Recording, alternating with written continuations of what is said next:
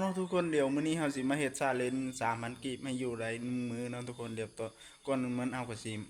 ไปเอาไข่เนาะทุกคนเอาทุกคนไข่ก็ได้มาเป็นที่ฮ้อยแล้วเนาะไข่ก็หากก็หมดไปแล้ว1,000ทุกคนชาเลนจ์ในมื้อนี้ยัง2,000กีบเนาะหากก็หมด1,000กีบไข่นี่ก็ขายหน่วยละพันเนาะทุกคนอยู่เฮือนเอาเองเนาะแต่ว่าตัวนี้ยังบ่ได้ขายนะเดือนหน้าเอาสิเอาออกขายเนาะทุกคนหน่วยละพันมาซื้อได้เด้อ FC อยู่แถวบ้านไกลเนาะทุกคนฝากติดตามเลยอันนี้ก็ไข่ที่กำลังสิต้มไว้กินตอนเฮ็ดชาเลนจ์นี่แล้วหน่วยแรกนี่นะเอาเนาะทุกคนตัวนี้ก็ไข่กับปั้นข้าวกับมาเป็นที่หมวยแล้วเนาะเดี๋ยวเราสิมากินกันเลยเนาะชาเลนจ์กินเงิน3,000ให้อยู่ได้1 มื้อเนาะมันก็มีประมาณนี้แล้วเนาะบ่ได้กินแนวเซฟแนวมันเนาะเพราะมันก็สม3,000นั่นน่ะเนาะ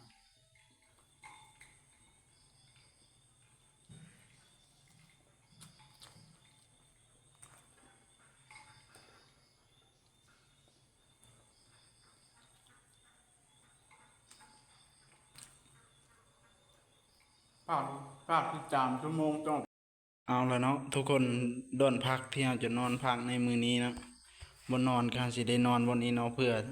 เซฟร่างกายพักผ่อนที่สุดเนาะเพราะว่ามีงบ3,000 กีบเนาะเพราะว่าถ้าเราสิไปเฮ็ดเวียกมันก็สิบ่มีแฮงเฮ็ดเนาะเพราะว่ากินข้าวบ่หลายเนาะประหยัดกินเพราะเดี๋ยวเงินสิบ่มีหมดก่อนสิฮอดได้1 มื้อเนาะ เริ่มใช่ถ่ายซาลินนี่ตั้งแต่6 โมงเดี๋ยวนี้ก็7 โมงแล้วเนาะเดี๋ยวนี้ก็7 โมง8 โมงยัง10 ปลายนาทีก็ครบฮอบ2 ชั่วโมงแล้วเนาะเดี๋ยวเฮาก็มาอัปเดตในสำนี้ก่อนเนาะทุกคนเฮาก็อยู่ได้ประมาณเกือบ1 ชั่วโมง2 ชั่วโมงแล้วเนาะเอาเนาะทุกคนมาอัปเดตตัวนี้ก็อยู่ได้ประมาณ8 โมงแต่8 โมงฮอด9 โมง ซาลินเนี่ยมันนี่ก็หากันเริ่มมาถึงทางแล้วเนาะทุกคนนะหาตัวนี้1 โมงเนาะหาก็ได้กินสีได้กินข้าวเที่ยงนี่นะทุกคน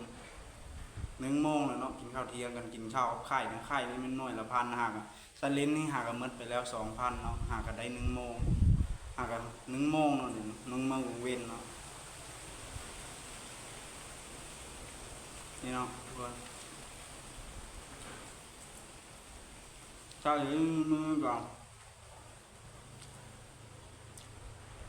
กินข้าวนี่ เอาแล้วเนาะทุกคนหลังจากที่กินข้าวแล้วข้าวเที่ยงแล้วซาเลนมื้อนี้ก็สินอนพักเอาแล้วเนาะทุกคนซาเลนในมื้อนี้ก็หมดจบเป็นที่เรียบร้อยแล้วเนาะแต่ว่าซาเลนในมื้อนี้3,000 กีบให้อยู่ให้ได้1 มื้อนี่แม่นจบแล้วเนาะทุกคนปรากฏว่าความเป็นจริงก็คือ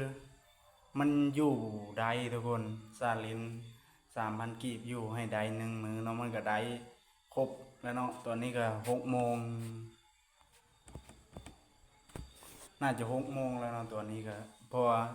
เมื่อกี้นี่ก็5 โมง6 โมงยังแล้วเบิ่งเนาะมันก็อยู่ได้เนาะทุกคนชาเลนจ์ในมื้อนี้เฮาก็ได้อยู่แบบเงียบๆเนาะบ่ได้ไปใส่เลยเนาะแล้วก็ได้กินแต่ข้าวกับไข่เนาะได้กินข้าว3 คาบเนาะไข่มันจะมี3 หน่วยเนาะหน่วยละพันเนาะไข่ขายในเฮือนนี่เองเนาะแต่ว่าทุกคนไทยได้เดือนหน้าเดี๋ยวสิเอาขายเนาะหน่วยละพันทุกคนบ้านไกลมาเอาได้เลยเนาะไข่หน่วยละพันไข่ไก่เนาะเดี๋ยวผู้ดีมื้อหนึ่ง3 คาบผู้ดีกินก็ไข่3 หน่วยกับมดเนาะเงิน3,000งบ3,000เนาะแล้วก็ข้าวก็กินข้าวของเองมันบ่ได้ซื้อเลยเนาะมันซื้อข้าวนั้นมันบ่พอทุกคนงบ3,000กีบน่าจะได้จบคลิปซาเลนในมื้อนี้แล้วเนาะทุกคนเจอกันคลิปหน้าบ๊ายบาย